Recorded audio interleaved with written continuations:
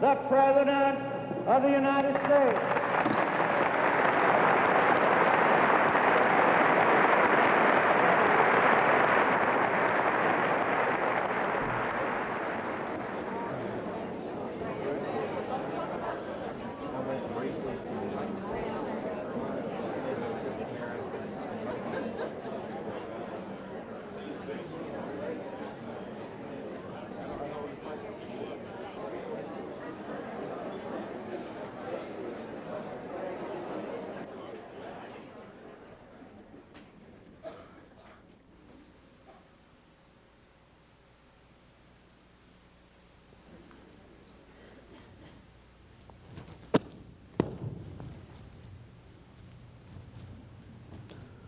Sounds like a bunch of Republicans out there.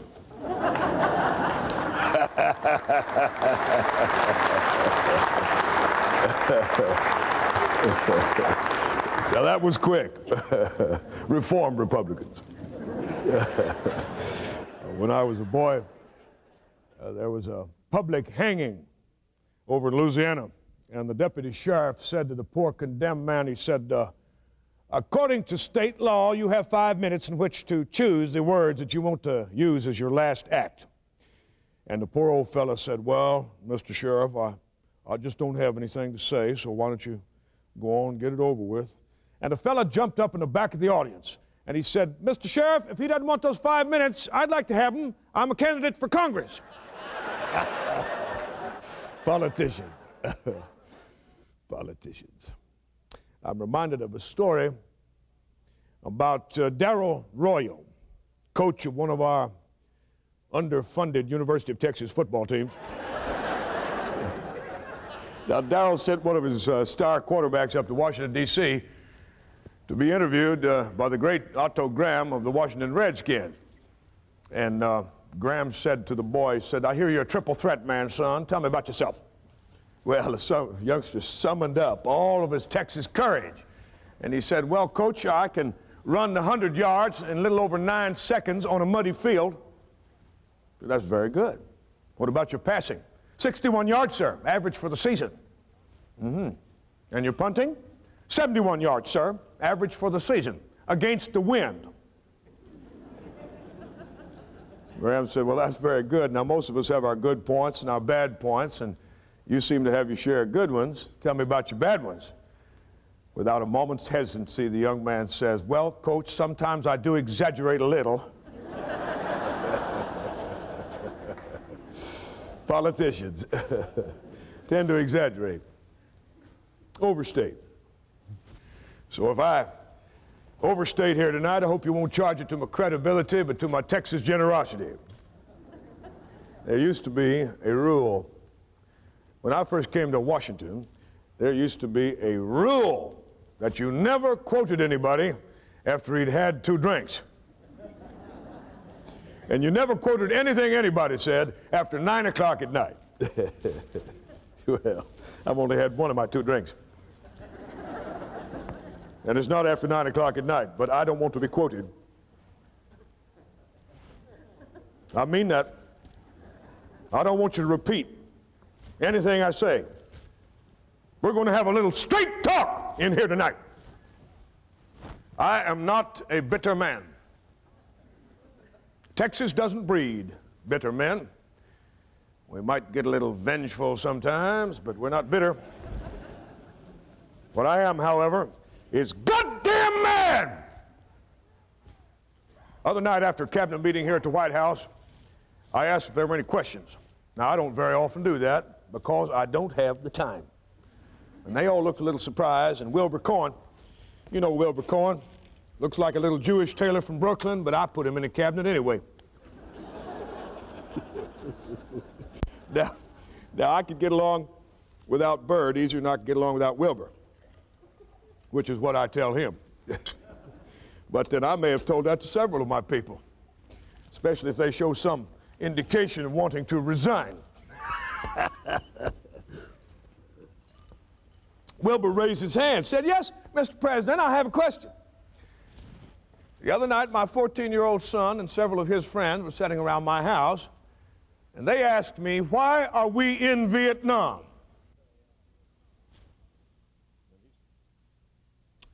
And he said that his answer didn't satisfy these young men who might have to serve. And I thought, my Lord, after all these years, I still have to explain Vietnam to them. So I did. I let them have it.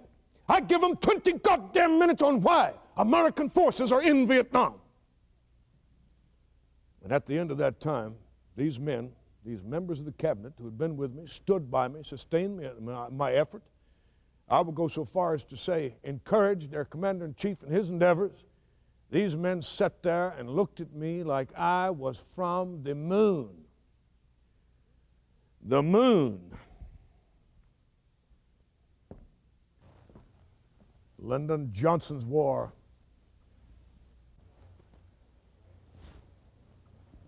Well, it isn't my war. It's our war. Oh, I don't mean yours and mine, friends and neighbors, although God knows it is. I mean, I am not alone in the manufacturing of this war. Why aren't these telephones lighting up? Just checking.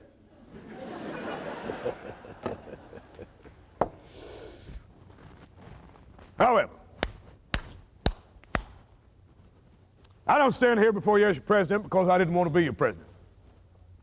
In fact, as far back as I can remember, I always wanted to be, and I thought I could be, President of the United States, in spite of who I was or where I came from. As my old friend and mentor from Texas, Mr. Sam Rayburn, said of me when he nominated me at the 1960 Democratic Convention, he said he was a poor boy, but he dreamed great dreams. You see, when I grew up, there was no way for a cotton-picking kid from Texas to be elected president. Now, when I say cotton-picking, I mean that literally. When I was born in Texas, everybody picked cotton. You didn't pick cotton, you weren't in society. Well, I was in society. I also had me the Lyndon B. Johnson shoe shine stand in the back of the barber shop, and I like that because I could listen to the men talking politics. Not that I just listened. No, my daddy used to wake me before the sun was up. He'd say, "Get up, Lyndon. Every boy in town's got an hour start on you. You'll never catch up. You'll always be an hour late and a dollar short." So I used to get up earlier than anybody else. By that time the shop opened, I'd read the whole goddamn newspaper. So what those men didn't know about politics or any other damn thing, I told them. That was my daddy, Sam Ely Johnson, Jr. He was in politics about that time himself. Now, he was serving in the Texas State Legislature. That's him on the left there. Can you see? It's a little far back, but that's him. He was serving in the Texas State Legislature at $5 a day plus $2 a day for special sessions, so he was rich. Well, things were looking up for the Johnson family, I can tell you that much. My daddy had a mind of his own. He kept a razor strap on the back porch, and one side was for sharpening his razor, of course, and the other side was for sharpening minds and behinds. He had a mind of his own. At that time in Texas, I don't believe there were more than 35% of the people that didn't think that the Ku Klux Klan was mighty fine. My daddy stood up in the Texas House of Representatives, and he let fly against that Klan. He called them Ku Klux sons of bitches, just like that, like it was one word.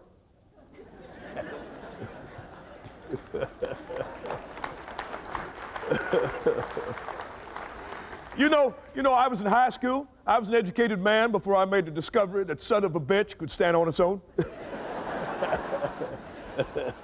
My daddy, he was a fine man. My mother,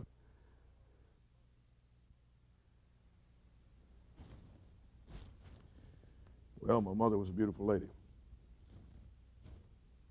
You know, she was ashamed of but one thing.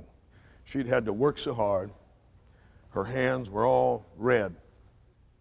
Now, in later years, when Bird and I brought her up to Washington, introduced her to all the fine ladies, not a one of which was finer than her, I'd see my mother standing off in the corner, hiding her hands. Oh, I just hated that. You know, I believe that the proudest moment of my mother's life was that Sunday morning when I hitchhiked off to San Marcos State Teachers College. My mother was bound and determined that I would get a college education. I'd make something out of myself. I'd spent part of that winter working on a road repair gang, and it had been cold, oh, very cold. So the prospect of spending the spring as a college student held some appeal for me. But I made a very unpleasant discovery. My high school had only gone up to the 11th grade, so I wasn't eligible for college. Well, now my mother, my dear sweet mother, sat up all night with me, several nights in a row, trying to help me memorize enough plain geometry to pass a test and be admitted to school. 70 was passing, and I made a 70. Oh, I don't believe I've had a goddamn bit of use for plain geometry ever since. But by then I'd seen that the only way up out of the situation I was in was to get a college education. So I took the money I got from working on the road gang. I'd saved some of it anyway. I went down to Johnson City Bank and I borrowed $75. $75. And I worked on the campus too. I had to. My first job was digging rocks. Did some painting, did some janitoring, sold socks door to door, real silk socks. In my senior year, I edited the college newspaper in my spare time for $30 a month. You know, I don't believe I ever worked so hard, either before or since, as I did my senior year in college. But when I graduated, my dear, sweet mother had the comfort of knowing that I had a profession. Now, I was qualified to teach students. Good morning, boys and girls. My name's Mr. Johnson, and I'm your teacher. We're going to speak English in this class, not Spanish. Only English. You will say, good morning, Mr. Johnson. Now, come on. Good morning, Mr. Johnson. Well, and how are you today, Mr. Johnson? And how are you today, Mr. Johnson? How do you do, Mr. Johnson? How do you do? Is there anything that we can do for you? We will do it if we can. We'll stand by you to a man. How do you do, Mr. Johnson? How do you do?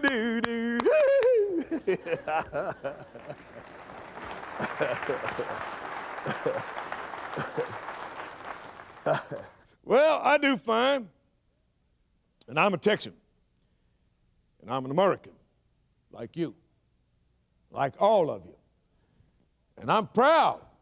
You know why? Because we live in a big country. And there's big opportunity, and if you work hard and you study hard, what can you be? Does anybody know what you can be? Anybody? President of the United States. You must be a teacher. You know, I often walked home late in the afternoon after the classes were finished, wishing that there was more I could do for them. But all I knew to do was to teach them what little I knew in the hopes it'd somehow protect them against the hardships that I knew lay ahead. I had been poor, I suppose, but until I taught school in Catula, Texas, those Mexican-American kids, I had known what poor was. They'd come to school hungry, without even having had breakfast. And they never seemed to know why people disliked them so. But they knew that it was so because I could see it in their eyes. Somehow, even in their youth, they knew the pain of prejudice. You never forget that. When you see scars on the hopeful face of a young child, never forget what hatred and poverty can do. I'll never forget their eyes. Yeah. Bird, where are you? Well, I'm here. I'm here with a few of my loyal supporters. Well, I'm getting a few things off my chest. Well, honey, I was hoping you'd drop by a little bit later on and back me up. No. No. No. Yeah. Yes, I will. All right. Yeah, I will. Yeah. All right.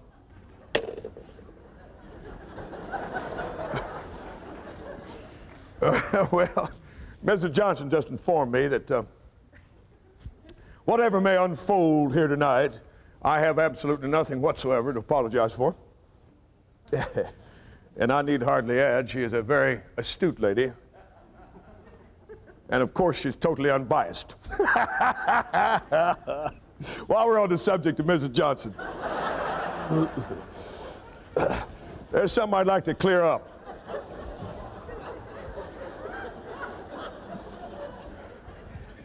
There's been a whole lot of talk about her financial contributions to my various political campaigns. Now, I just want to say right now that the answer to that question is yes. My very first campaign, my pretty little bird came to me. She said, "How much will it cost?" I told her $10,000. She said, $10,000 just to try and get elected.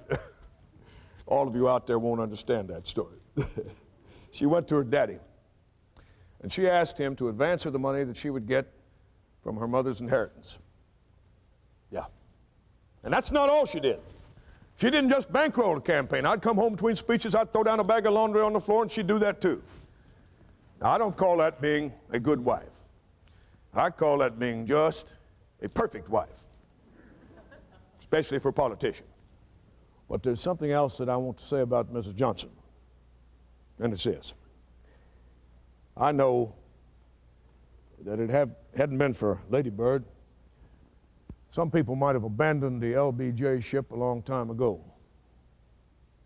And it doesn't matter whether a ship veers from its course from time to time, as long as it comes back to its home port, to its anchor. Lady Bird was the only woman I ever cared about, ever wanted to care about. In the fall of 1934, first time I ever set eyes on Lady Bird, I said, "That woman's going to be my wife." And I asked her to marry me on our first date. She was impressed. But she wasn't stampeded. No. She said to her Aunt Effie, she said, "He's too tall, he's gangly, he talks incessantly, he's really quite repulsive."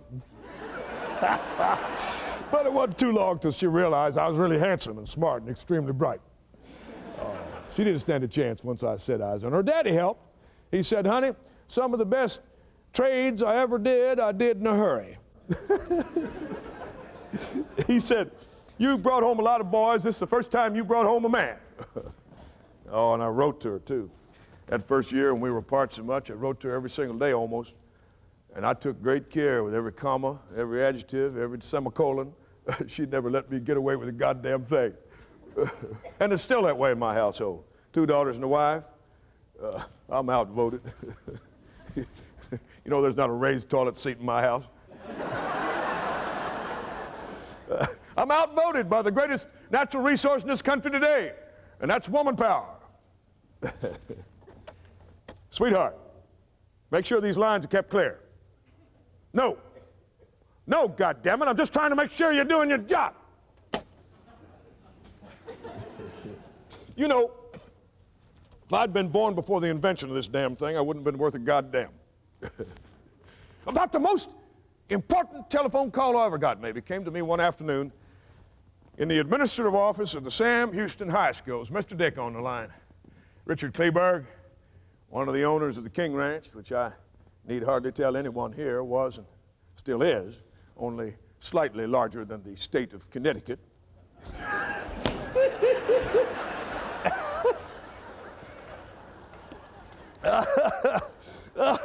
Well, Mr. Dick, now Mr. Dick had been elected to Congress, and somebody had told him he needed a bright young man to help him out up there in Washington and recommended me. So, Mr. Dick and his wife, Ms. Mamie, who never cared much for me, but then I never cared much for her either, we all went up to Washington. Ms. Mamie, oh, she sure was a pain. She had me running all over Washington like a gopher. Do this, do that, go over there. I got a little short with her one day. Well, she got real mad at me, and she stormed into the office, and she said to Mr. Dick, "Either Lyndon goes or I go." Well, I'm proud to say, Mr. Dick hesitated.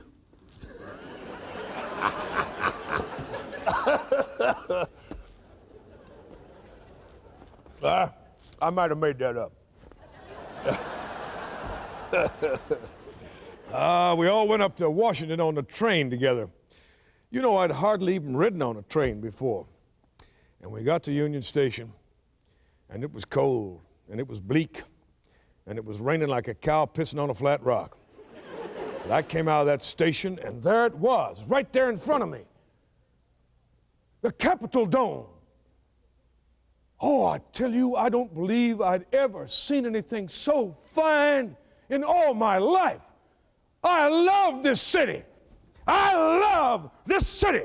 Oh, you can imagine the people who are passing on the street are congressmen, maybe senators, maybe even members of the cabinet. And there's a smell of power about Washington. Oh, it has an odor. Power has. And I felt right at home in Washington, right quick. About the first thing I did was cultivate the Western Union boys. That way I got the news first. And congressional staffs were smaller than they are now, so it was easier to find out things like which congressman had a drinking problem, which of them was misbehaving in whichever way, which of them was interested in sexual escapades. Just useful information. And which of them had real power. That's what interested me the most. I'd say to myself, how'd he do it? How'd he get it? What's the secret? Does he know someone? And I knew it wasn't just an accident or luck. I don't believe in luck. So, when opportunity came my way, I moved and fast. Stop the truck. I said, stop the truck. There's a man plowing over there. Oh. Howdy, neighbor. Goddamn barbed wire. More goddamn barbed wire in Hayes County, Texas. We're in hell's half acre. Howdy, neighbor. Shit. Oh, God. Ow. Howdy, neighbor. My name's Lyndon Johnson. Maybe you know my daddy, Sam Ely Johnson, Jr. He's a farmer, too. Well, I thought you would. Now, I see you plowing. I don't want to take up too much of your time, so I won't hedge none. I want to be your new congressman from the 10th district. Y'all got electricity out here? No? Oh, that's a crying shame. We're going to have to get to work on that. Now, I take you to be a Roosevelt man. Am I right? Yes, sir. Yes, sir. Oh, yes, I'm with Roosevelt right down the line. You know, I couldn't help but notice that is a mighty bum road you got out there. That could sure stand some fixing. Well, I don't want to take up too much of your time. I just want to say howdy to a neighbor. Give my regards to your measures. And I know you won't forget Lyndon Johnson when you go to polls.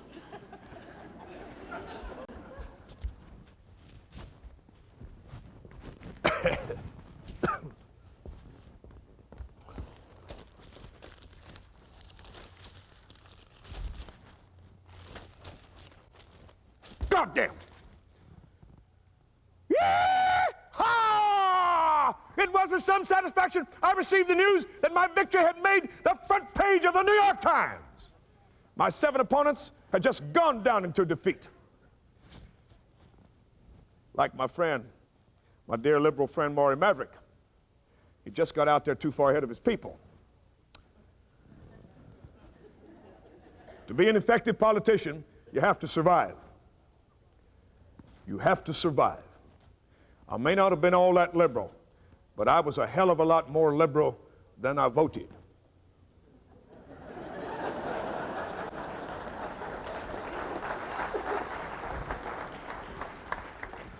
Now, I didn't want to get out there too far ahead of Texas. My main concern for my people at that time was electricity. They had mighty hard lives in my part of Texas, and cheap electricity could change everything. All I wanted to do was to run a simple rural electric line to the farmers in my part of the hill country, and the power companies wouldn't let me do it. Now, I hadn't known I needed their permission, but I found out I did. So I went to see the head of one of the most powerful power companies in Texas. He was a tall man, he was striking, had long gray hair, looked a good deal like a Methodist bishop. And he had but one word: cooperate. I want to cooperate, he'd say. And he just cooperated me out of every meeting I ever went into, and I failed. I failed every step of the way. Well, I just can't abide failure. So finally, in desperation, I went to see President Roosevelt. Yes, sir. Now? Right now? Yes, sir. Yeah.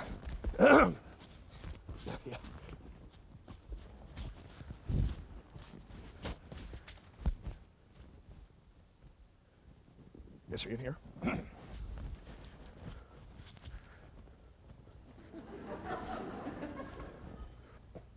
Mr. President, I'm here to ask you for your influence to help me get a loan for the Prideaux Electrical Cooperative. Well, I started in talking. He interrupted me to ask me a question, which to this day I still don't believe. He looked me right in the eye and he said, "Have you ever seen a Russian woman naked?"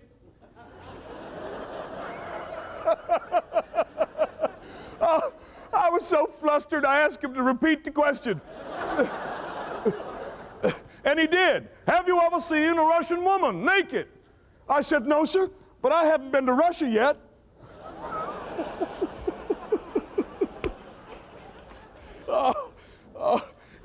He started talking. He told me that Harry Hopkins just come back from Russia, and that Russian women had a different physique from that of American women because they did heavy work. And as a result, it had an effect on their muscles, and he was very interested in that. Well, I had some pictures. I had some photographs of the Buchanan Dam and the power lines that led out of Austin and on into Houston and Dallas. And I had a picture of one of those little old tenant farmer houses sitting right under the power lines. But I showed these to Roosevelt. "You see, sir? See these power lines here? They're just a wheeling with power. And all those Texas big shots from Houston Power and Light and from Texas Power and Light, well, they're getting all of this power. And this poor fella here, sitting right under the line, almost shattered by it. Well, he can't get any.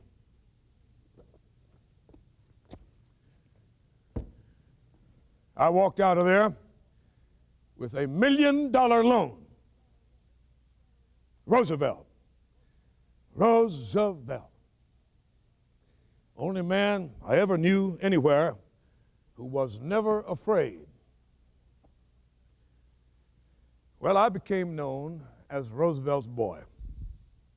He seemed like an old man to me. He'd call me up. I'd go down and sit with him and have a meal, and he seemed almost like my daddy to me. When he died, you know what I thought of? I just thought of all the little folks. Just what they lost.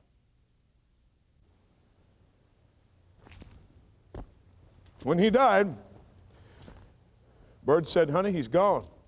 Who do we have now?" I said, "Honey, we got Truman." There's going to be the goddamnest scramble for power in this town the next 2 weeks that anybody ever saw in their whole life. So I went back on the campaign trail, trying for the U.S. Senate. Now, I'd tried once before and lost by one defeat. I'd lost to Pappy O'Daniel, governor of Texas. Pappy O'Daniel. Oh, Pappy's campaign mostly had to do with God. He barnstormed the state, talking about the 10 Commandments, talking about the Golden Rule. And then Texas Rose would step up to the microphone and sing a song he'd written called "The Boy Who Never Gets Too Big to Comb His Mother's Hair." Oh, he had one other big hit. "Them hillbillies are politicians now." And I was out there talking about full parity prices for farmers and federal old age pensions and state control over natural resources. And I didn't stand a chance. Oh, Pappy beat me. Beat the hell out of me. Well, Pappy was long gone, but I'd learned a thing or two from him. This time, Bird and I, we got ourselves a starlet, and she sang "God Bless America." And I had me an ace in the hole. I had promoted me a helicopter, and I would swoop down over those little Texas towns, and I'd hover there in the air. And I had me a bullhorn, and I'd shout, "Hello, down there. This is your friend, Lyndon Johnson. Now, I'm sorry we can't land today, but I want you all to know I'm up here. And I'm thinking of you. And I want y'all to come on over to the county seat and hear me speak. And they'd all come. Mostly, of course, they came to see the helicopter. They'd never seen one before. And I won that election. And when I won it, some optimistic Texans were saying that I could go all the way. I could be elected president. But it seemed clear to me and other experienced politicians that nobody from Texas could ever be elected president. Nope, not the president. Just the most powerful man in Washington. Majority leader. Best job I ever had. Now, why was I so powerful? I decided which of the president's bills, this is President Eisenhower now, I decided which of his bills we Democrats would back and which not. I made the delicate decision of whether a bill was worth risking defeat for.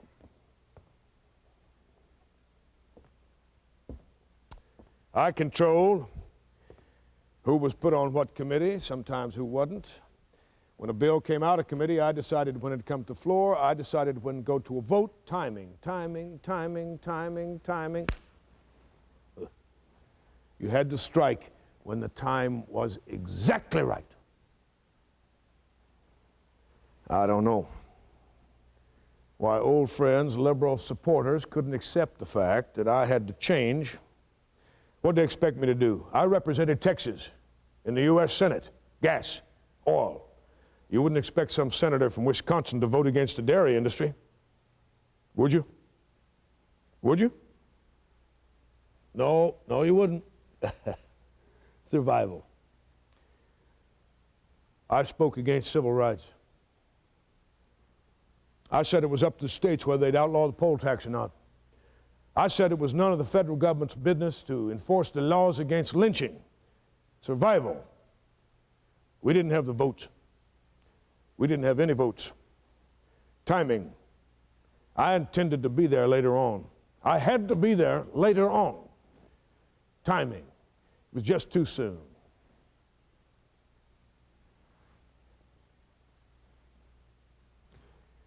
Timing. Well, now, you take Adlai Stevenson. Adlai was a master of timing. Bad timing. Ho!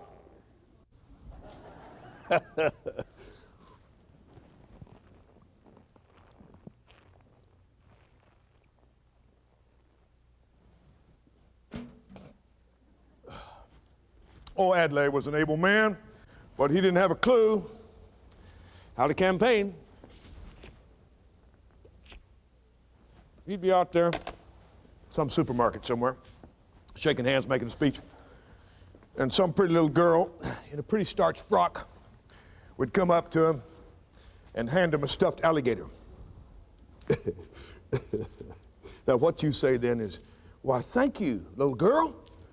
A stuffed alligator. Just what I've always wanted for my mantelpiece in Libertyville.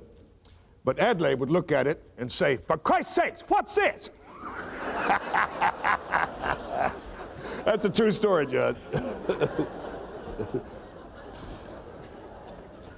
I know there's people out there thinking of me as some kind of a corn-pone clodhopper. Goes around pulling his dog up by his ears, showing his Operation Scar.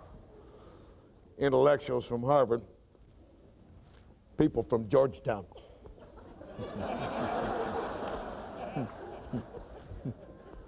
I know they don't accept me, and I know they never will accept me, but there's something that I want to know now, and it's this. Why is it that when I say it, it comes out bullshit?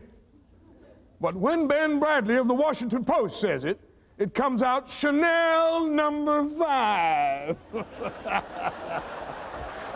Oh.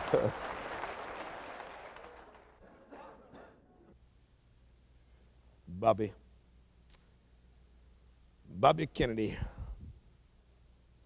I know what the Kennedy family felt about me. I know what they thought about me. I know what they said about me behind my back. the runt, Bobby, he didn't even bother to try and hide it. Jack,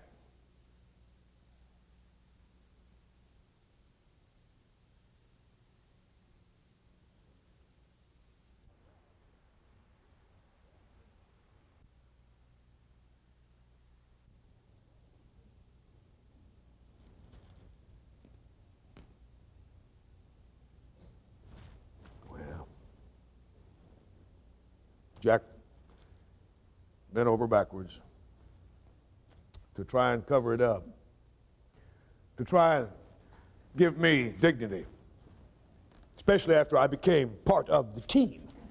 Simmer down, Lady Bird. Simmer down. I will not have another heart attack. God damn it. God damn it. Kennedy's got this nomination, and if he's elected, I just have to face the fact I will no longer be Mr. Democrat in these United States. And the Republicans have nominated Dick Nixon. Dick Nixon. Oh, I could stomach Dick Nixon just fine if I didn't know the difference between chicken salad and chicken shit.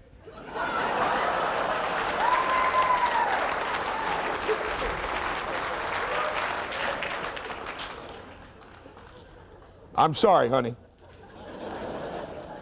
Well, he's narrow, he's a loner, he's a partisan, won't collaborate, doesn't trust the legislative process. Either way, I lose. Either way, my relationship with the White House is finished. What? I am relaxed. Keep moving, boy, keep moving, keep moving. Going somewhere, keep moving.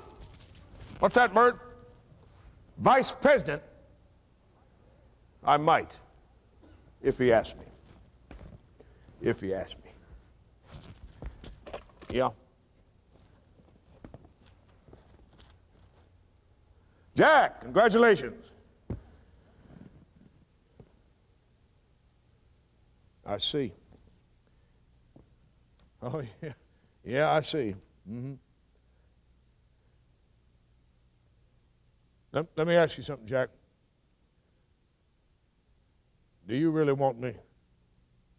Because if you really want me, I'll do it.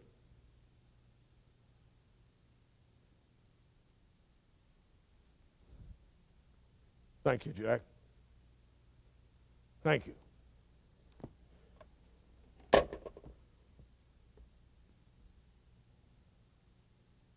Two seconds later,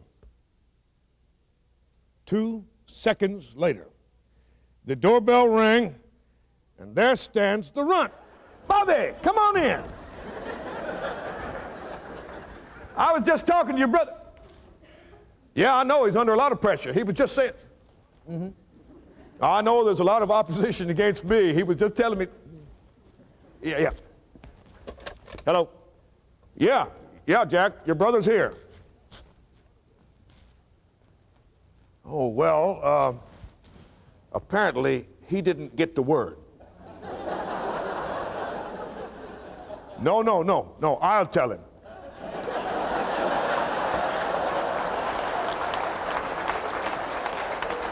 No, Jack, I'll be glad to tell him. That's all right. These things happen.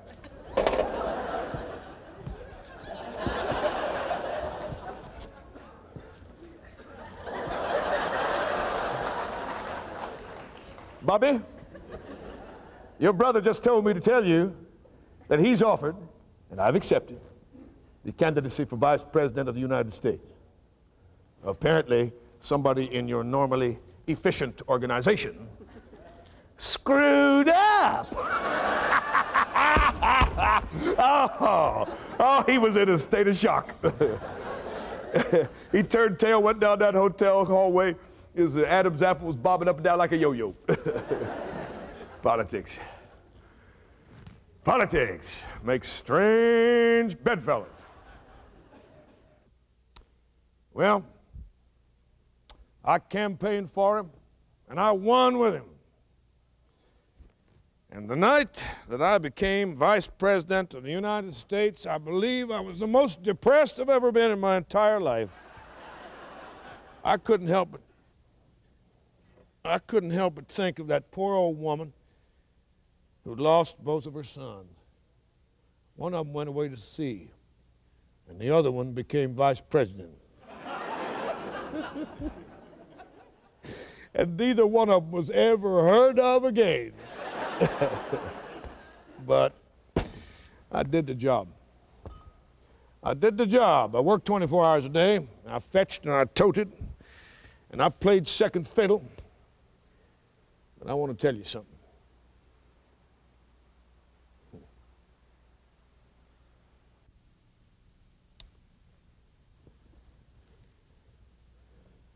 From that day until the day that he died, nobody ever heard me say one word against John Kennedy. Never. He was the President of the United States. And his death, when it came, it hit us hard. Most people don't know. We went to Texas not for votes, but for money. And Dallas was where the money was, mostly in pledges for the coming campaign. But politics down home was real disturbed about that time. Right-wing forces were festering. And John Connally didn't have a bit of control over those people, not a bit. And the president was told all this. He was told all of this. And all he said was, I understand. That just makes it more interesting.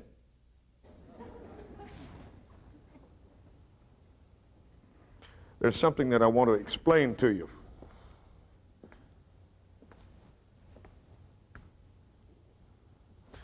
Something that I've tried to explain to myself over and over again since that fateful day. The Secret Service had wanted us to go directly from the airport to the Trade Mart where the president was due to make his speech. Just straight there, no public parade. But it was decided, and I went along with it, to move slowly and circuitously through the streets of Dallas, a public show. I wanted that. Any politician would. And John Kennedy was every bit as much of a politician as I am, every bit as savvy, and he didn't hesitate. He readily agreed. What I'm trying to tell you is he was not being moved through the streets of Dallas so he could be shot at. What I do question is, no, I don't question it. If you're going to have a motorcade, you want people to turn out for that motorcade.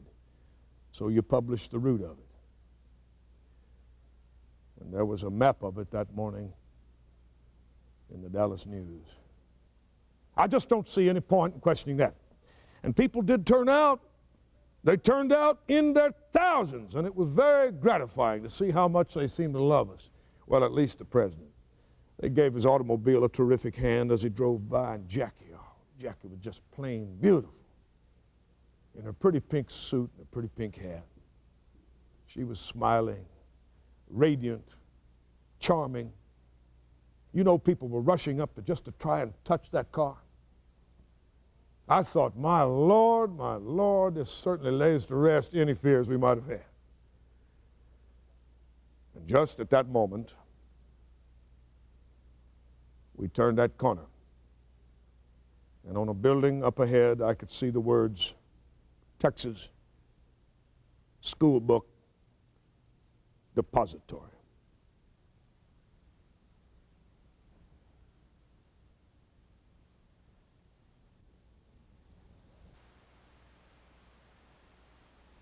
I don't know how to tell you all what happened next. You all know what happened next.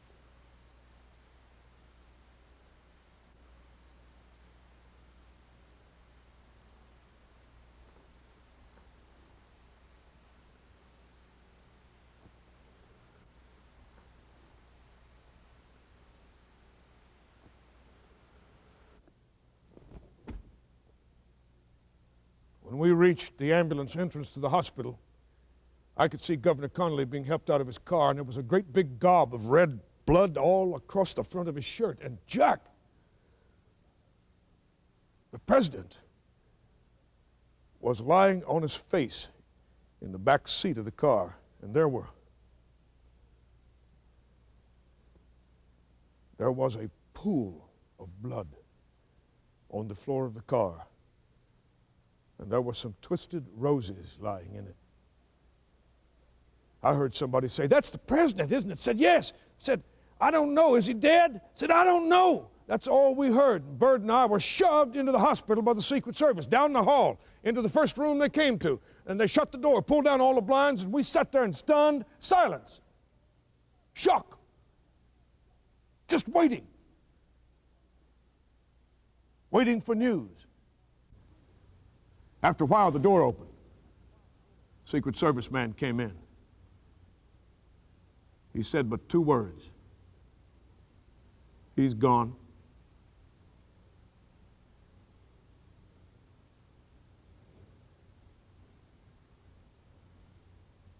He's gone.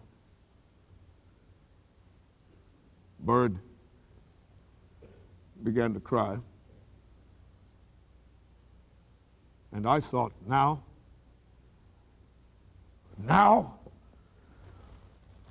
I knew I was on my own.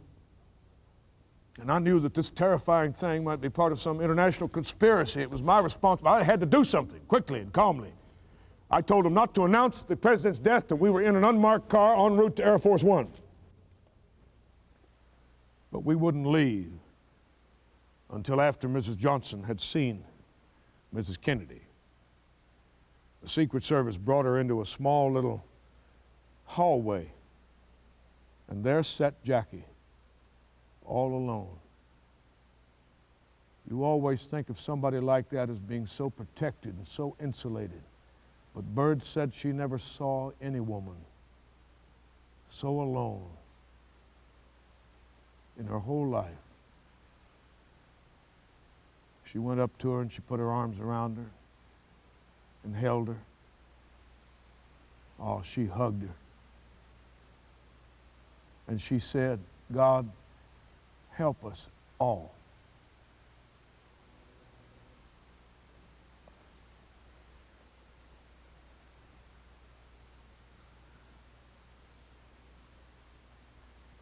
When we got to the airport, it was a very peculiar feeling to be getting on board Air Force One, to realize that we had the right to do that. I immediately put in a call to the Attorney General. Ever since that call, I've always thought of Bobby Kennedy differently. He knew that his brother had been killed. But we had important matters to discuss, when the oath of office should be administered and by whom, and he discussed all of these things in very businesslike tone of voice, but underneath, let's just say it's never been quite so easy for me to hate Bobby Kennedy ever since. Well, he wanted me to take the oath immediately before leaving Dallas, and we didn't have the oath. And somebody called the White House, and they dug it up out of the archives, and they gave it over the telephone to Jack Valenti, and he wrote it down on the back of an invoice. Meantime, they're trying to locate Sarah Hughes, the judge in Dallas that I wanted to administer the oath, when Mrs. Kennedy arrived with the casket. And she was still wearing that pretty pink suit and pink hat. Only now they were streaked and soiled with her husband's blood. She put her hand on that casket as they loaded it into the plane. But she seemed, we thought, almost unaware of what was happening. There was a frightening little frozen smile on her face. She went back in the back of the plane with the casket. And Judge Hughes arrived. And I knew that we had to proceed. So I sent word back to Mrs. Kennedy to ask her if she would, well, if she could, bear to be a part of the ceremony. And she said that she would like to come out. And when she did, she was still wearing that pretty pink dress. You know, it seemed like she thought that as long as she kept that dress on, maybe things might go back and be like what they were that morning when she'd stepped off that plane so lovely and so happy.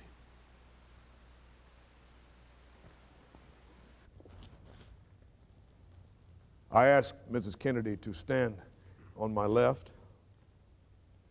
I asked Mrs. Johnson to stand on my right.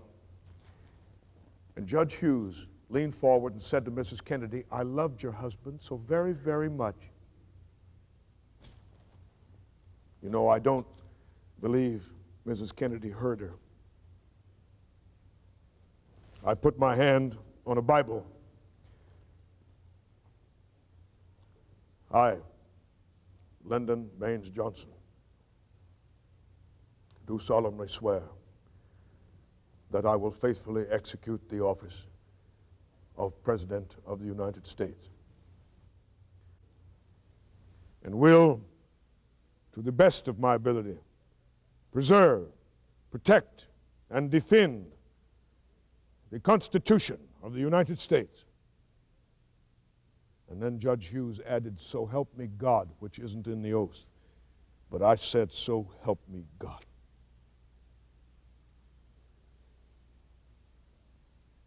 And I was the President of the United States.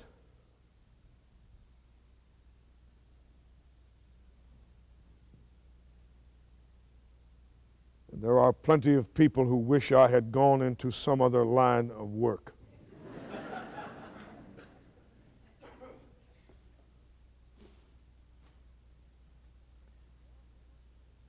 Well, it's one thing to visit the White House, to be a guest in this house, which, even as the vice president suffered by the Kennedys, is what I was. It's something else to call it home, to sit down to supper in the White House, to put on your pajamas and go up to bed and sleep in the White House. Oh, I felt like I'd come a long way from that basement room in the Dodge Hotel where I'd first lived when I first came to Washington.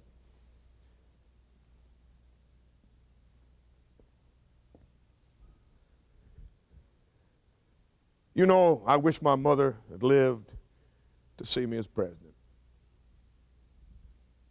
Of course, she had lived to see me as majority leader, so she knew her Lyndon was a success. But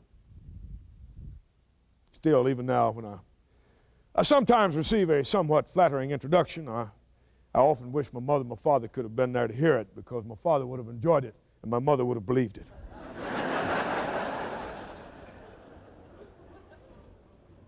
But now, when I became president, I felt confident. I felt like I was the right man for the job. Of course, it did take some getting used to. I mean, the changes. Oh, for instance, first trip that Bird and I made back down to the ranch after I became president, well, now that was a shock. See, down in my hill country, we have this fine old tradition after supper. The menfolk go out onto the porch and they look up at the moon and the stars and they commune with nature. And then they pee out into the night. That's what my daddy did ahead of me and my daddy's daddy ahead of him, and if I ever had a son, I'd hope and expect he'd do the same thing. Well, we had a fine supper that night. It was a fine supper, and it was fit for president. After it, I stepped out onto the porch. I looked up at the moon and the stars, and I communed with nature, and then I felt the call. So I just let fly, when goddamn, if 5 floodlights don't go on, a siren starts up and 8 Secret Service men jump out of the bushes, come running at me, there stands the President of the United States, trying to take a fine old traditional leak. End of a tradition.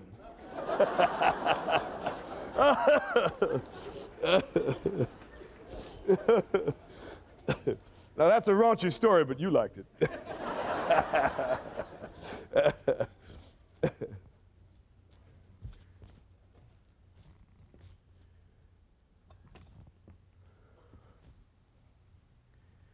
I insisted that the highest judicial officer in the United States be appointed a commission to investigate the assassination of President Kennedy. Chief Justice Earl Warren was the only man I ever considered for the job. He had an untarnished record. He was a free thinker. He was independent. He'd been appointed by a Republican. I knew that I had to distance myself from his inquiry as much as possible. And Judge Warren was a man I hadn't spent 10 minutes with in my entire life. When he handed me this report, I studied it, and I studied it very, very carefully indeed. And it concluded, after examining massive amounts of evidence, that Lee Harvey Oswald, alone and unaided, and desiring a place in history, had murdered our president. And many people were satisfied with that, but others were not. I was not. Oh, I accepted. I could believe that Oswald pulled the trigger. I do believe that. But I don't believe, and never did believe, that he acted alone. My suspicions fell particularly upon Fidel Castro and the Cubans, because when I took office here, I discovered that we had been operating a goddamn murder incorporated down in the Caribbean trying to kill Castro. Now, I know I'm not unaware of all the other conspiracy theories out there based on information and details which seem to contradict and undermine this report. But none of them, including my own, had any corroborated or new evidence that was clear. So what is the point of going on and on, turning over rocks, just to see what's under them? All that does is contribute to the mistrust and the blaming and the self-doubt that is eating this country like a cancer. It doesn't help anybody, least of all the Kennedy family. They've suffered enough. It is time to get this nation back to its urgent domestic priorities. But there's one thing that I would like to deal with point blank, and it's this. Right after the assassination, somebody came back from Russia and said that the first Russian they talked to said, "Do you think Johnson organized it? Do you think I organized it?" Well, if you do, if any of you do, that's your right. All I can say is, you don't know me. I am not a murderer.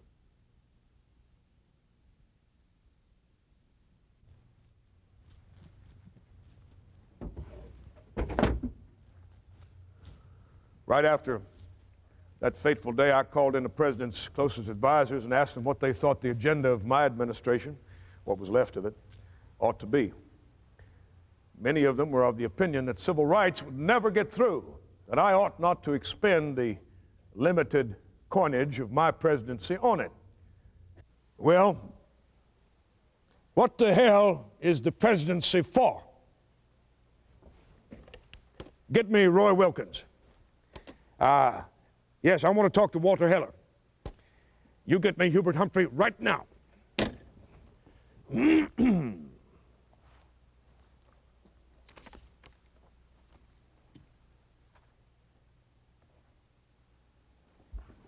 Yes? Roy, this is your president. Well, I know I wasn't voted in, Roy, but I'm the only president you've got. Now, as head of the NAACP, Roy, I would appreciate it if you and whichever of the blacks that you designate would meet me here at the White House on Friday morning at 10 a.m. I have hopes too, Roy. I have high hopes.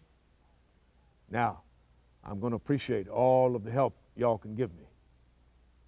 Thank you. Thank you, Roy. How's Mrs. Wilkins? Well, I'm mighty glad to hear that. Now, you give her my best, will you? All right. Thank you. Thank you. Yeah. Walter, as head of the Council of Economic Advisors, you can be of enormous assistance to your president.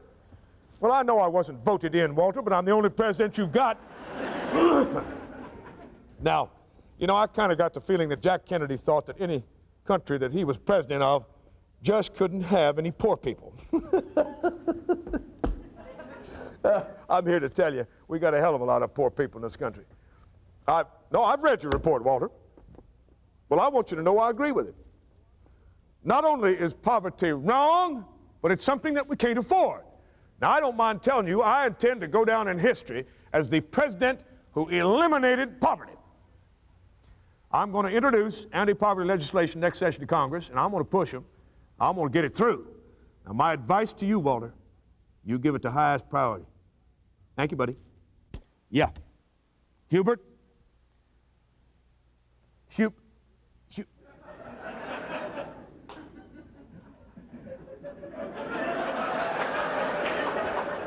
Yeah. Hubert! You liberals have a God-given opportunity here, but you don't deliver. You'd rather be out there on the rubber chicken circuit making a speech for a fee they already converted than to be down on the Senate floor where you belong. No, you don't know the rules of the Senate. You screwed that up.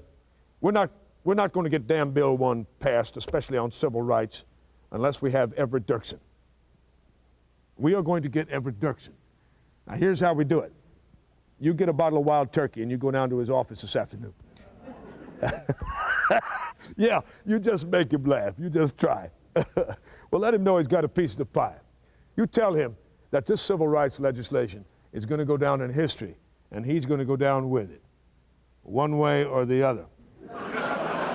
Well, Hubert, just use whatever influence you think you have left. And you tell Everett Dirksen that Lyndon Johnson may not have been voted in, but I'm the only president he's got.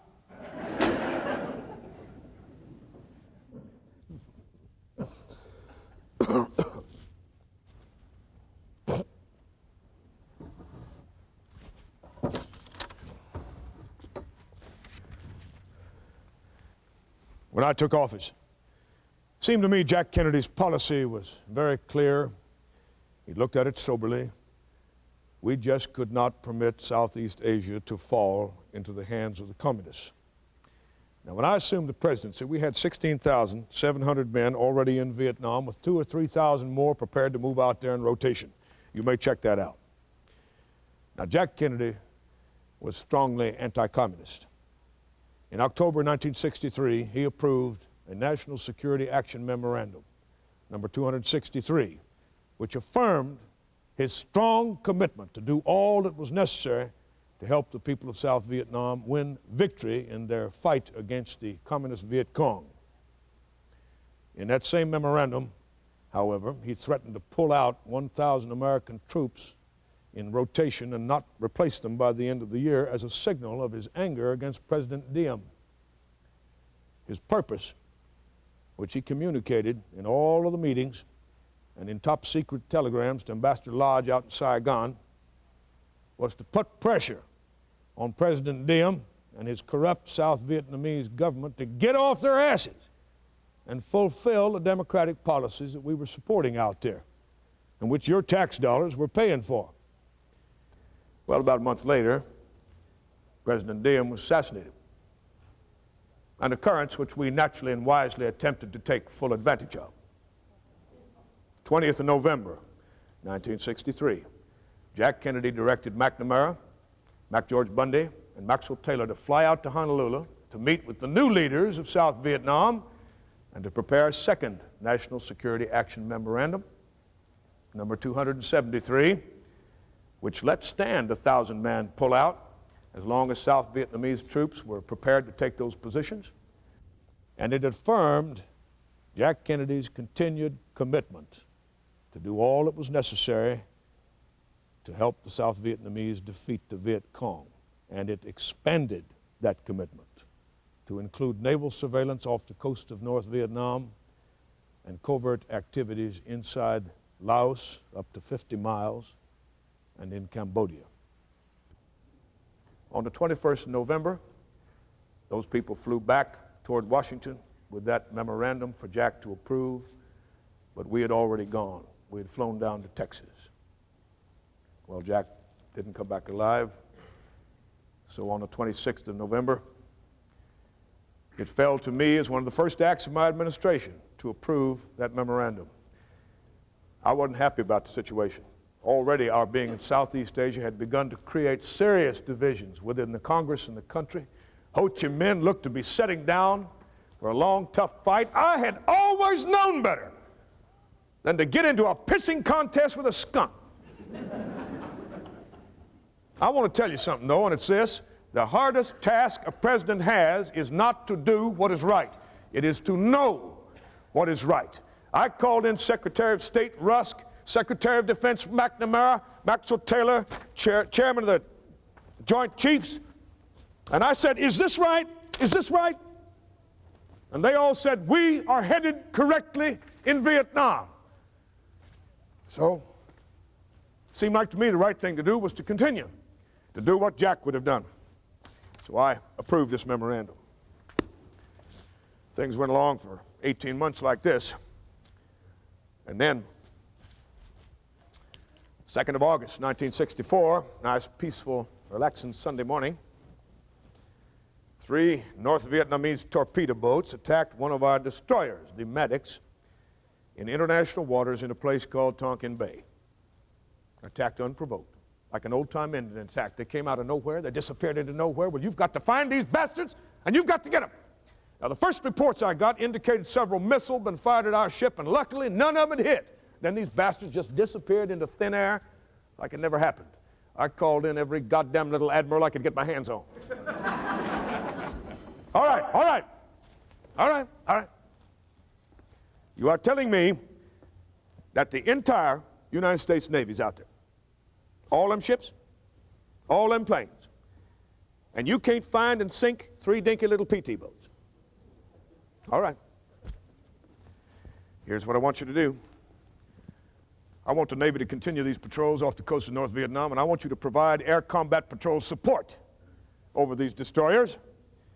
And I hereby issue orders to every commander to attack any force which attacks him in international waters, and attack not only to drive them off, but to destroy them. You know what I'm talking about?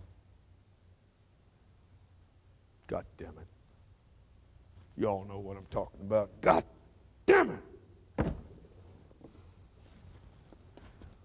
God damn it! I want the lights turned off when these offices are not being used. And you check these thermostats. I want the heat lowered. Where the hell is everybody? God damn, what the hell is going on here? Whose office is this? God damn it, I don't believe I'd trust a man who'd rather spend a Sunday evening at home than at the office. I want copies of every memo on every desk in this wing. I'm not saying I don't trust people. I'm just saying you can't depend on them. And I don't care how many advisors a president's got. He is alone. This is the loneliest job in the world.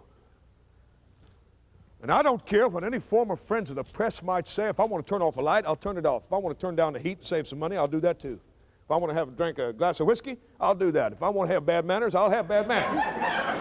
I've got to have the freedom to do what the hell it is I need to do. And I want me some loyalty.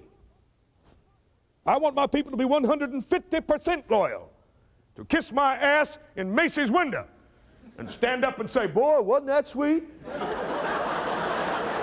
I want to have what I want to have. Now, don't you try and tell me I'm not.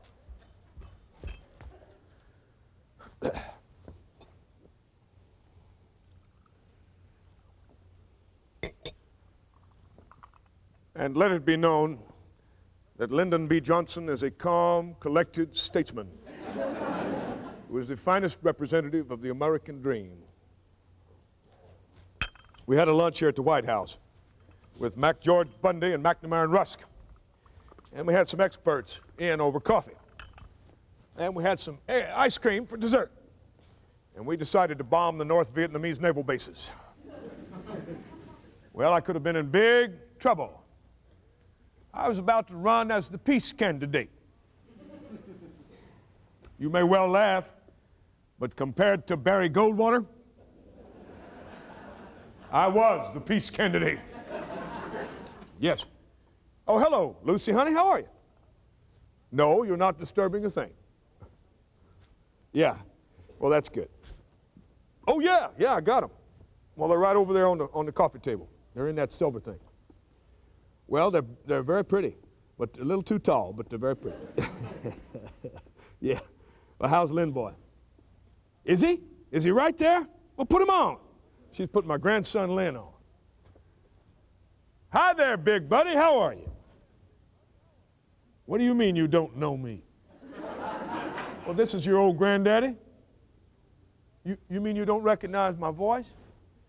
Oh, well, that makes your granddaddy sad. That makes your granddaddy want to cry. You want to hear that. You want to hear your old granddaddy cry? Well, boo-hoo-hoo. Boo-hoo-hoo. He's laughing. Boy, Lynn boy, I got to go now. No, son, I got to go. Well, get your mama back. But I'm going to see you on the weekend. Listen, I'm going to send you a kiss over the telephone now. You ready for it? Well, here it comes. That's right. That's 3 kisses. Oh, bye, son. Bye-bye. Bye.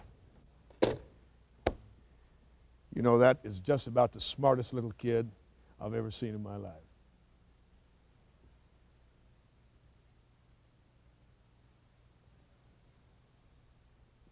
The telegram. There is the matter of the telegram. I want to be absolutely honest with you now. I want to be absolutely truthful. August the 4th, 1964, just 2 days after the attack on our destroyer, I received a telegram from Captain Herrick, the commander of the medics, and when I opened it and read it, I couldn't hardly believe my eyes. It said, in effect, to cool it. It said that the earlier reports might have been due to freak weather conditions or an overeager sonar man. In short, they'd seen no torpedoes, they'd seen no torpedo boats.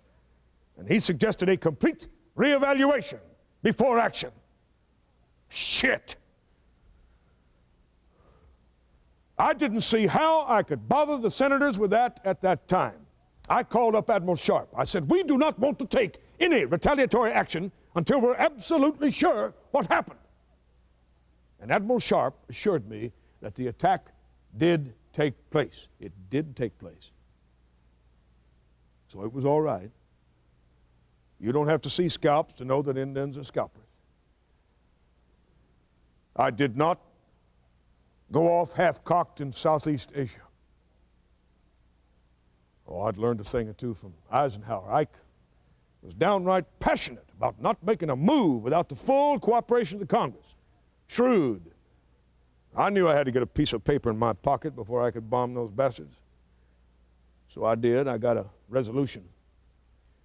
And that resolution was like, well, it was like Grandma's nightgown, covered just about everything. And it passed the Senate 98 for, only 2 against. And it only took the House 40 minutes to vote it in, 416 to 0. When I sat down to dinner that night, I knew I was the president. And I knew that anything Jack Kennedy could start, I could finish. But whatever I said or did during that first term in office, I knew I was an accidental president. I hadn't been elected to the office. And I wanted the right as well as the name.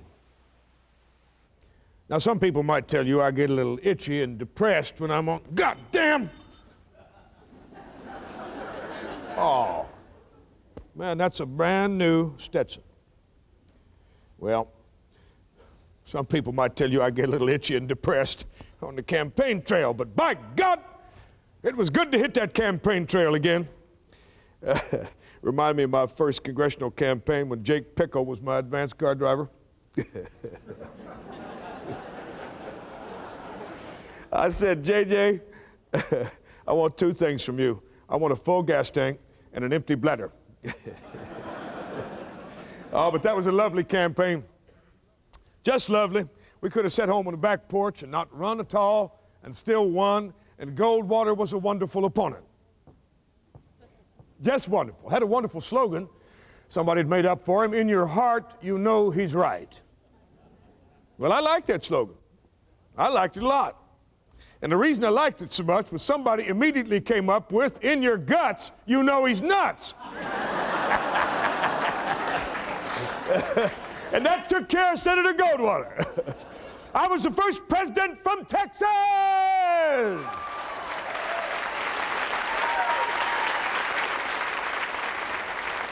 I carried 44 states in the District of Columbia. I carried Illinois by more than 1 million. I carried California, Michigan, and Ohio by almost 1 million. I carried New York by more than 2 million. And the goddamn Republicans lost more than 500 seats in the state legislatures. And I tell you, looking at those returns, I was in hog heaven. I was the only president you had.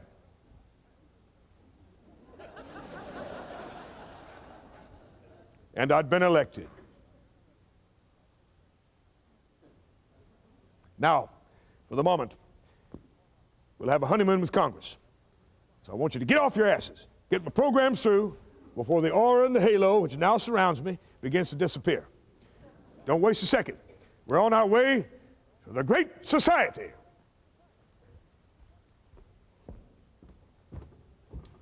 Good morning, ladies and gentlemen. We are sending today an additional force of 50,000 men to support combat troops to South Vietnam. However, I would be remiss in my duty to the American people were I to mislead them into thinking that more troops will not be needed at a later date. You know, it seems like to me that the last thing that we want to do is to permit a communist takeover in that little country. We're not going to abandon those poor people. Now, we've made a commitment to stand firm with them in a time of common danger. And that commitment's in the form of a treaty under SEATO, which has been discussed in the full Congress and ratified by the Senate. And the time has now come for us to put up or shut up. And the American people honor their commitments. And they support these boys who even now, as we speak, are fighting out there in those rice paddies.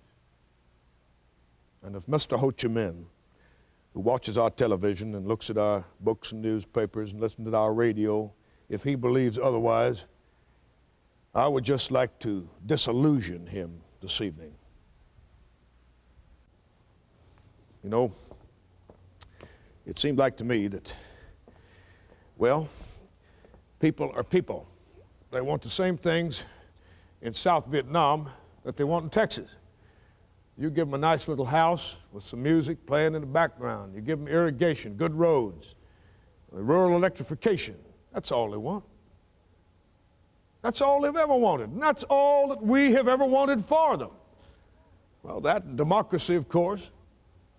More people have been killed in South Vietnam trying to vote, trying to get to the polling place and vote, than have been killed by all the bombs in the North, and that's according to North Vietnam's own figures.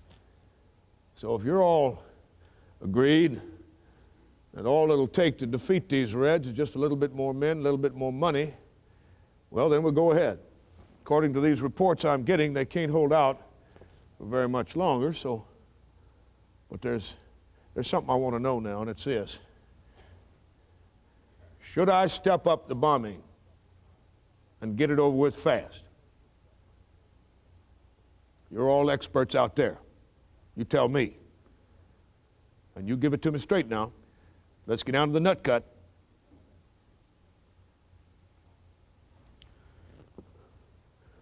A leader has to inspire.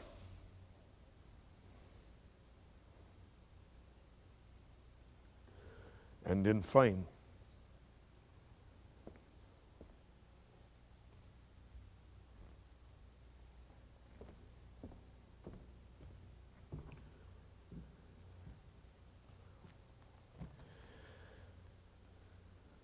The bill we are presenting tonight is called a civil rights bill. But in a larger sense, it is a civil rights program. Its object is to open the gates of the city of hope to all people. Out yonder, beyond this great chamber, in 50 states, are the people we serve. Who can tell what secret hopes and dreams are in their hearts tonight? Who can tell what problems each little family faces? I believe they look mostly to themselves for their future. But I know that they also look to each of us. I never thought in 1928, when I was teaching school in that small Mexican-American community of Cotulla, Texas, that someday I might be standing here. It never even occurred to me then, even in my fondest dreams, that someday I might have the chance to help the sons and daughters of my students. Now, I do have that chance, and I'll let you know a little secret. I mean to use it. This was the first nation in the history of the world to be founded with a purpose. Our fathers believed that if their noble view of the rights of man was to flourish, it must be rooted in democracy. And the most basic right of all was the right to choose your own leaders. There can be no cause for self-satisfaction, therefore, in the long denial of equal rights for millions of Americans. Rarely, at any time, does an issue lay bare the secret heart of America itself, but this issue of equal rights for Negro Americans is such an issue. And should we defeat every enemy, and should we double our wealth and conquer the stars and still be unequal to this issue, then we shall have failed, both as a nation and as a people. For with a country as with a person, what shall it profit a man to gain the whole world but suffer the loss of his own soul? There is no Negro problem. There is no Southern problem. There is no Northern problem.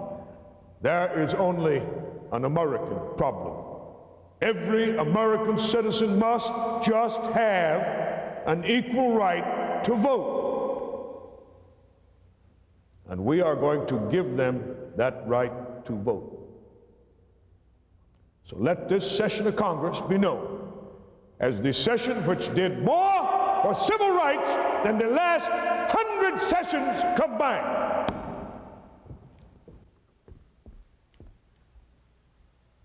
When it came to civil rights, my administration was not prepared to compromise in any way.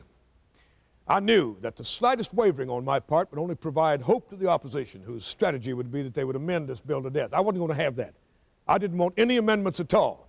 But with my strong approval, 2 sections were added to this 1964 bill that I had voted against in 1957 when I was majority leader. Timing, timing, timing.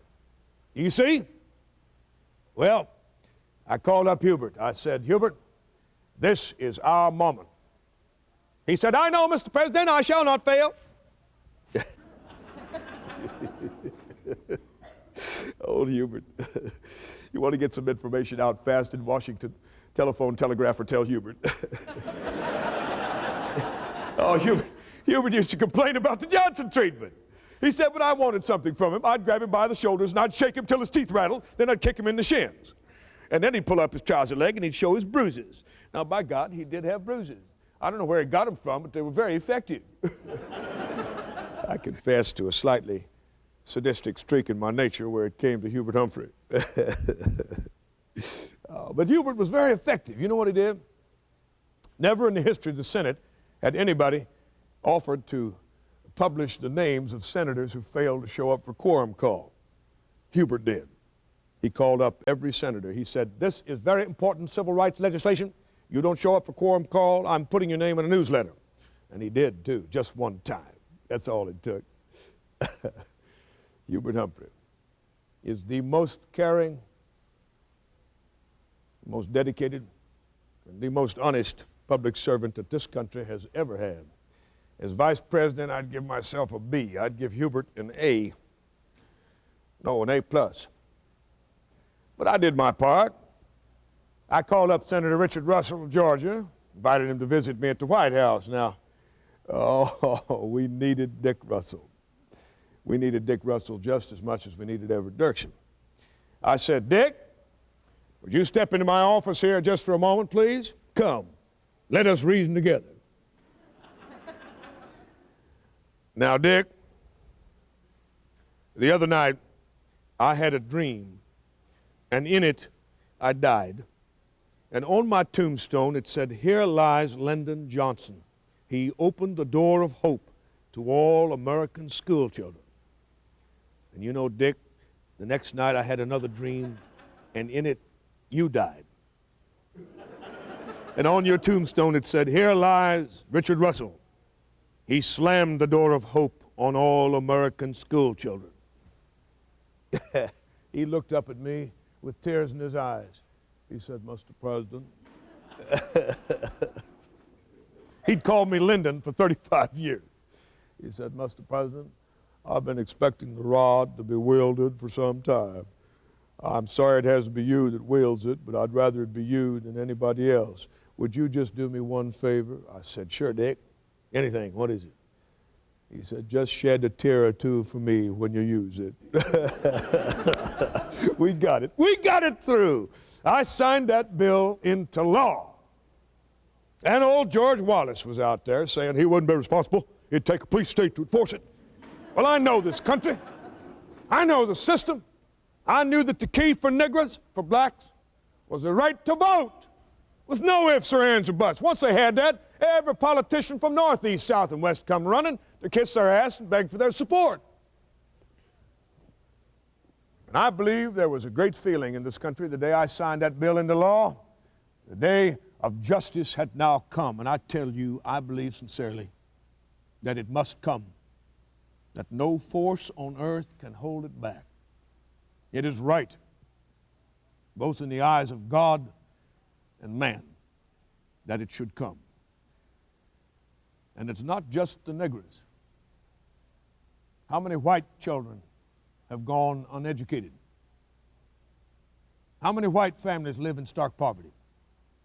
How many white lives have been scarred by fear because we've wasted our energy and our substance trying to maintain these barriers of hatred and terror? So it's not just the niggers, it's us. Really, it's all of us who must overcome this bitter legacy of bigotry and injustice. And we shall overcome.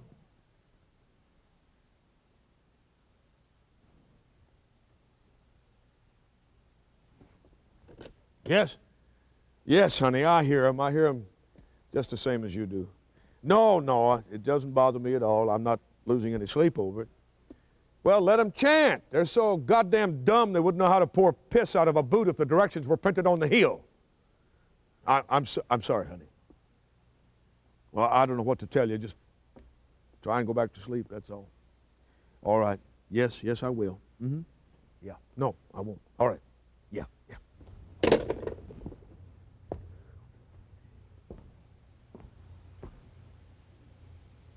Hey, LBJ, how many kids did you kill today?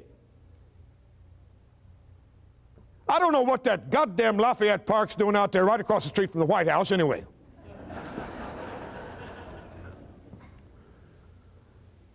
Hey, LBJ, how many kids did you kill today? How'd you like your wife and daughters to lie in their bed at night and listen to that?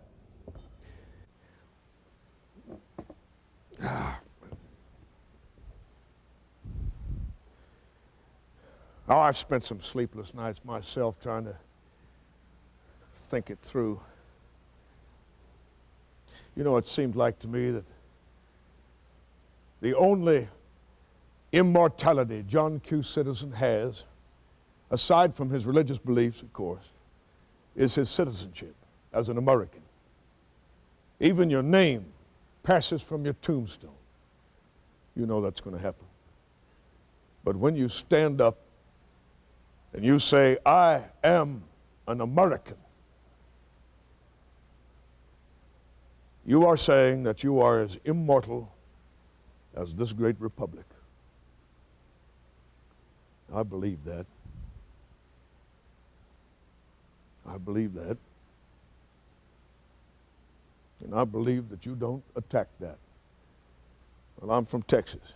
I'm from flag country, and this is my country, right or wrong.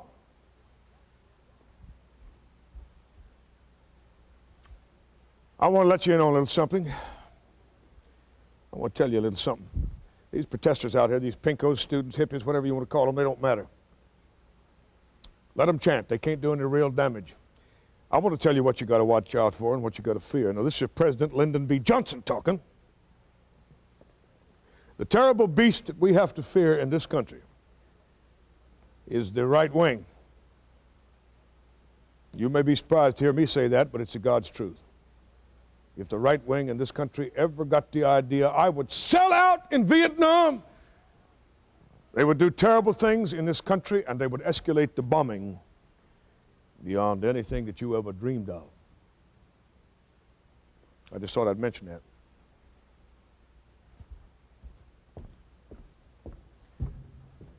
Our objective must be to ensure that all Americans play by the same rule. And all Americans play against the same odds.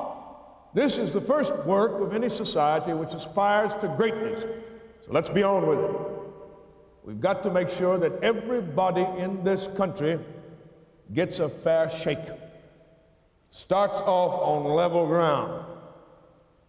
Now we know there's injustice, we know there's intolerance and suspicion and hatred and discord and envy. But there is a larger truth. We Americans have proved that great progress is possible. We know how much still remains to be done. And if our efforts continue, and if our will is strong, and if our hearts are right, and if courage remains our constant companion, then, my fellow Americans, we shall overcome. Now, I am proposing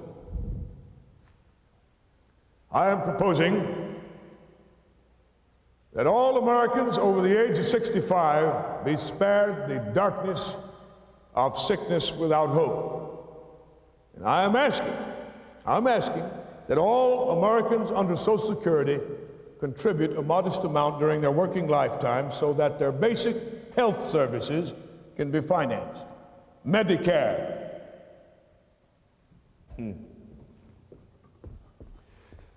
The American Medical Association.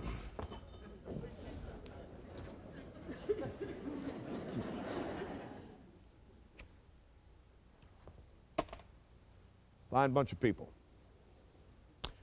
Fine, selfless citizens.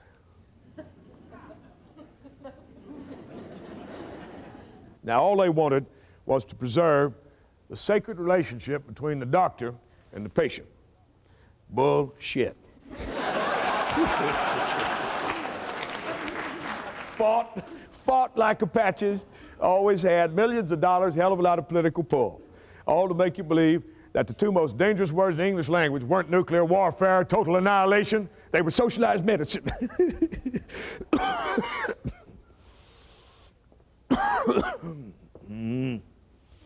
It was enough to make a grown man cry. Roosevelt didn't take them on. Truman didn't dare. Jack Kennedy tried to get a bill passed, 63. He couldn't do it. I got it through. I'm not asking for any compliments.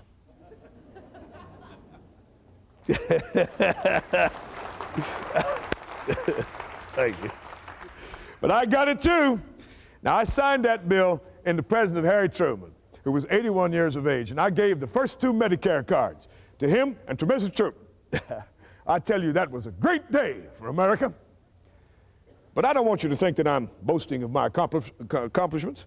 I recall during the dark days of World War II, toward the end, Prime Minister Winston Churchill was visited by a group of temperance ladies, and the leader said to him, "Mr. Prime Minister, we have it on reliable authority that if all of the brandy and all of the whiskey which you have drunk during this war were to be emptied into this room, it would come up to about here."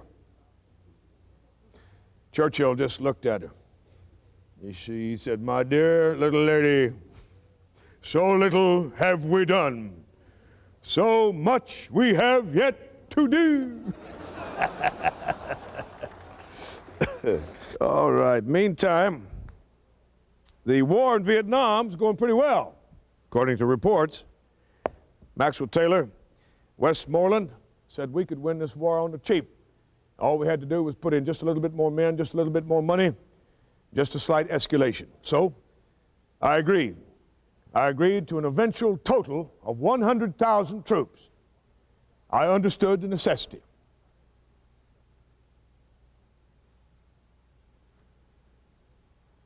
Look, I'm not unaware of human suffering. During the race riots, I was given this report on ghetto living.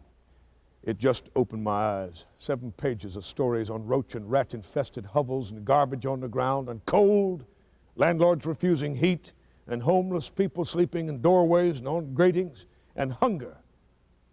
Hunger! In this country. 1964, I asked for an anti-poverty bill. I asked for $800 million for it, and I got it. The next year, I asked for $1.5 billion, and got that. And the next year, I asked for $250 million more, and I got that. And I would like to double it, or triple it, or quadruple it. But I can't honestly take anything from these boys out there who are fighting in those rice paddies in order to do it. Nevertheless, I am trying to do both things at the same time. Your parents out there, many of you, I can see that. You got a bunch of kids? You trying to put 2 of them through college at the same time? You got a man-sized job? I'm trying to fight a war in Vietnam. And I'm trying to do everything I need to do right here at home. And I've got a problem. We've got a problem. But since my last State of the Union address, the enemy in Vietnam has been defeated. In battle after battle, we've known many victories, and we continue to win. The enemy, at the same time, continues to pour more men and material into battle in the hope that America's will to persevere can be broken. The enemy is wrong. America will persevere. Aggression will never prevail. But our goal is peace. And peace at the earliest possible moment.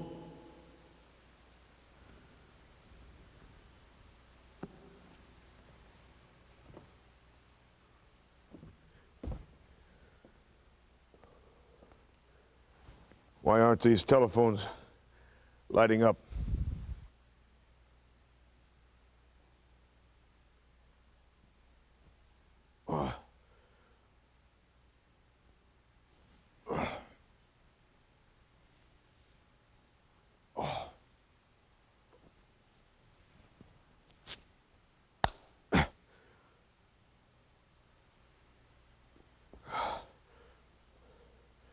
Guns and butter. More guns and less butter. Seemed like to me the right thing to do is to remain calm, keep myself as accurately and realistically informed as possible. There's not the slightest reason to believe I'm doing anything but the right thing in Vietnam. I know Americans want this war to end, but God damn, I don't believe, being Americans, they want to end it by losing it. We weren't losing it. But yes, now there were 400,000 American troops, South Vietnam.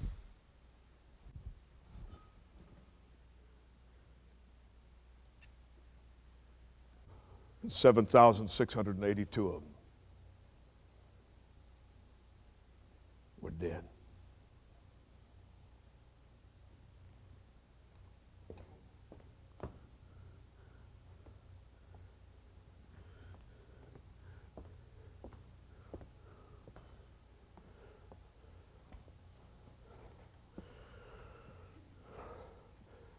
Oh, I'd begun to get the feeling that the creek was rising.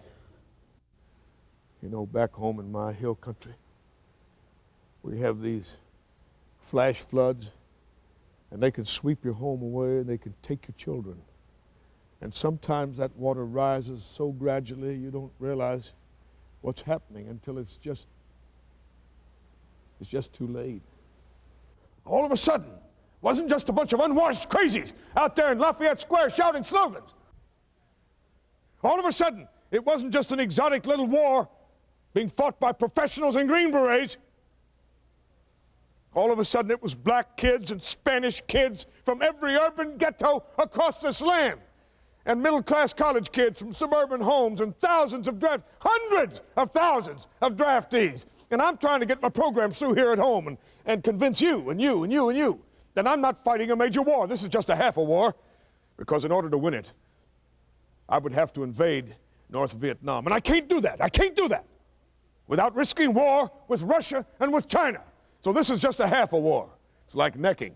It's a hard neck, but there's no going to bed.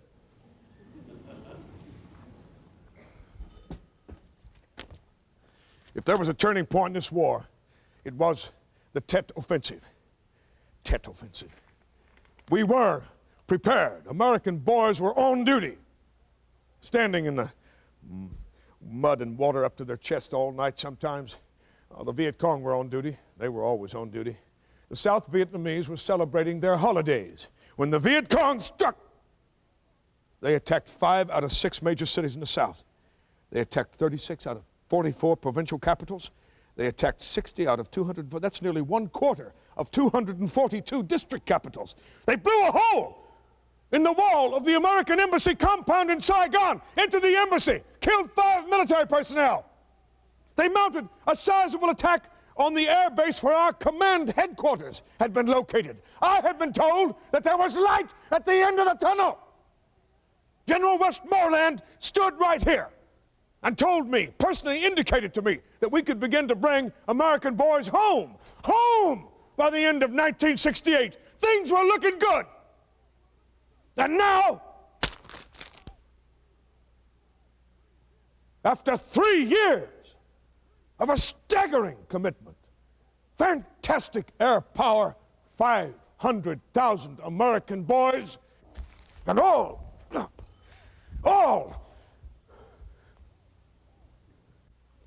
I was assured this was a major defeat for the Viet Cong because of their casualties, because they were unable to hold on to the cities and the towns, but still, they were able to launch this massive offensive.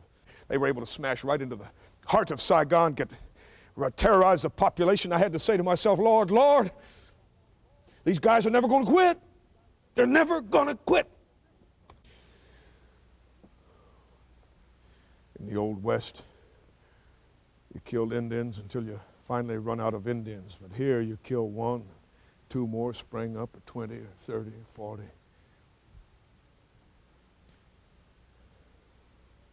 The American press had a field day. May have looked like a defeat in Hanoi, sure as hell didn't in Denver and Indianapolis and Chicago. They wanted to know what I was telling the American people. Now, I had the facts and I had the figures.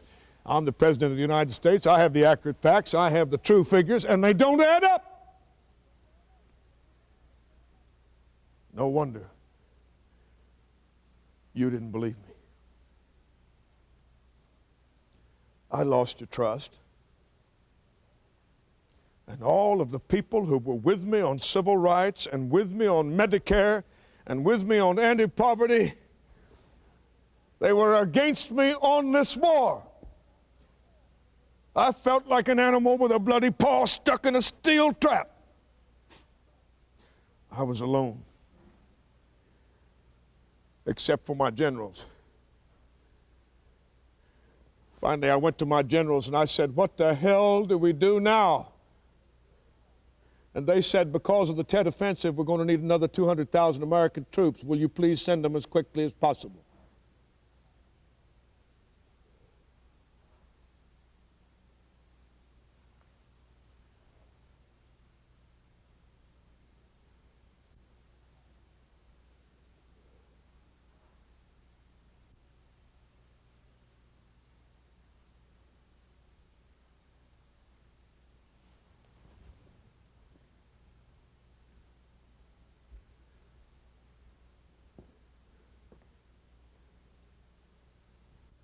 Hey, LBJ, how many kids did you kill today?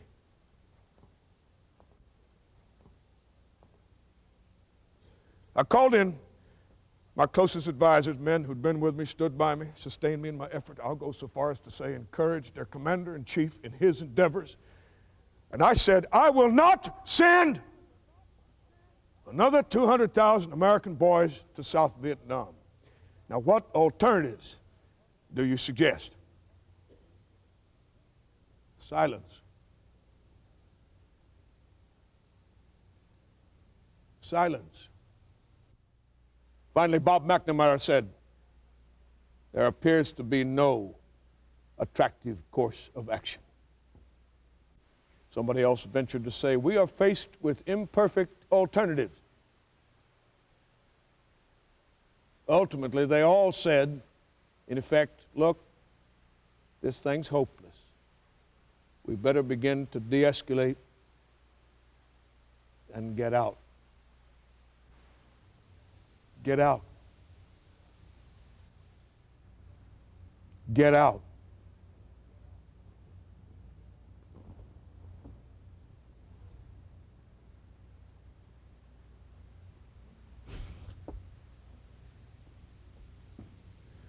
God,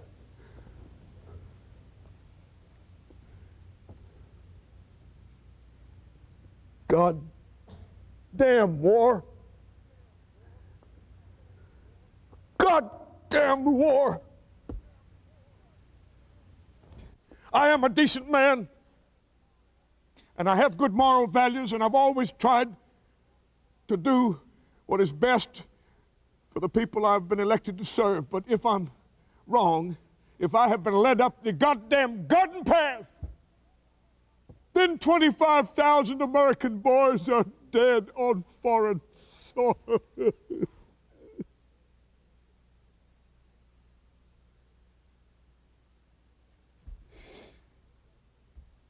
What do I do? Tell me what to do. 540,000 American boys, it's like a goddamn pump, just pumping gold into that country. Like a golden goose laying the biggest golden egg they've ever seen, and I'm trying to choke it off and it won't die. And American boys keep dying. Every morning at 4 a.m. I call up the Situation Room and ask for the number of casualties. The whole world's asleep, and I lie there in my bed thinking of those numbers. They're cold. They're dry numbers. But I know that every one of them represents somebody's sweetheart, somebody's husband, somebody's brother, somebody's son. I ask myself what I can do today so that tomorrow those numbers will be fewer. But I will not say to their parents, to you and you, you that they have died in vain, because it isn't so. I don't believe it. I'm not wrong. I've done what I had to do to stem the communist tide in Southeast Asia, and I'm proud.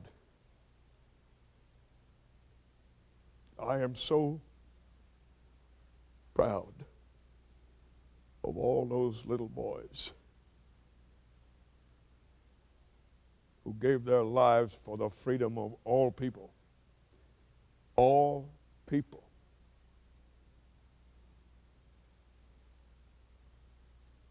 And I will defend my actions until the day I die.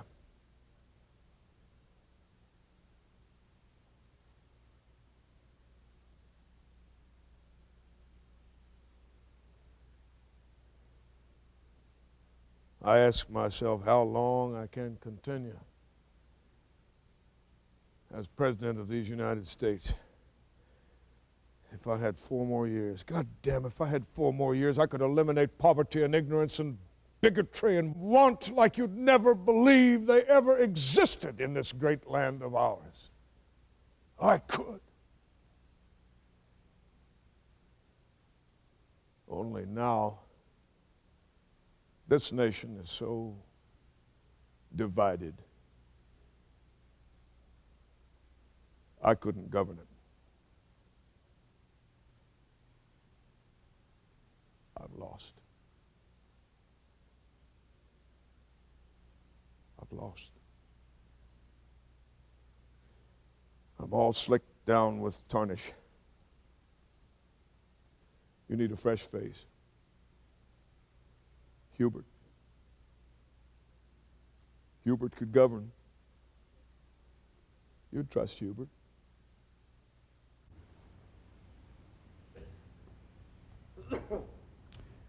And I don't mean to suggest I can read their murky minds, but there is just a possibility that by not seeking re-election, I can get those Vietnamese to that peace table.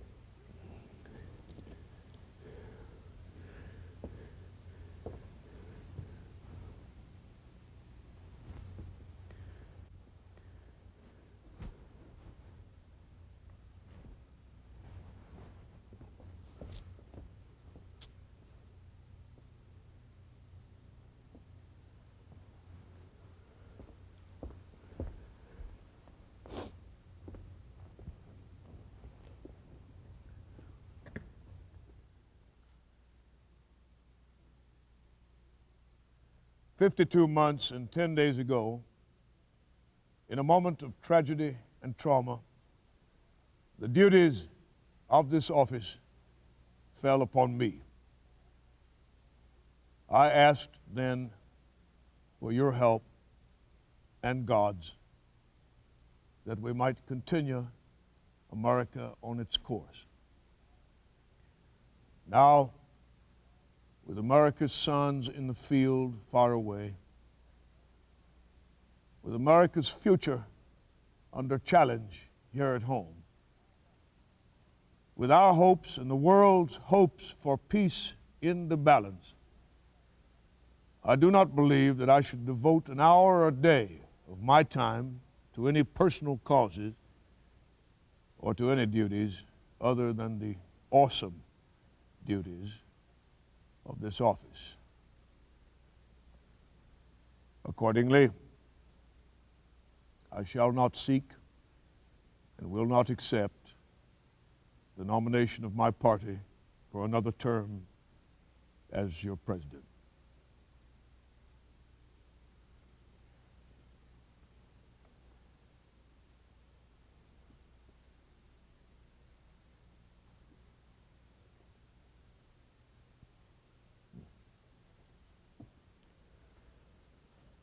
Well, that was the last chip I had left to play.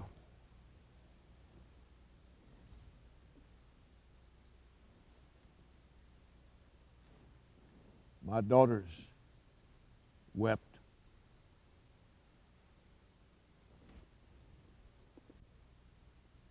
And I don't want you to think It's not hard giving up the presidency of this beautiful land.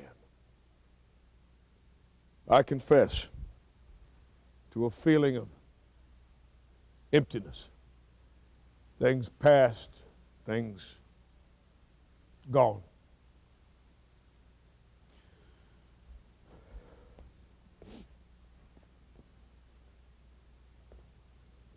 When Bobby Kennedy was shot, Bird and I felt like we were reliving an old nightmare, and one that we had to watch on television. They played it over and over again, him lying there on camera, dying. There's something indecent about that. He was an old enemy, and I knew he would have hated me staring at him, lying there dying. He was an old enemy, but he deserved better than that. I don't believe I ever wanted to help anybody so much in all my life.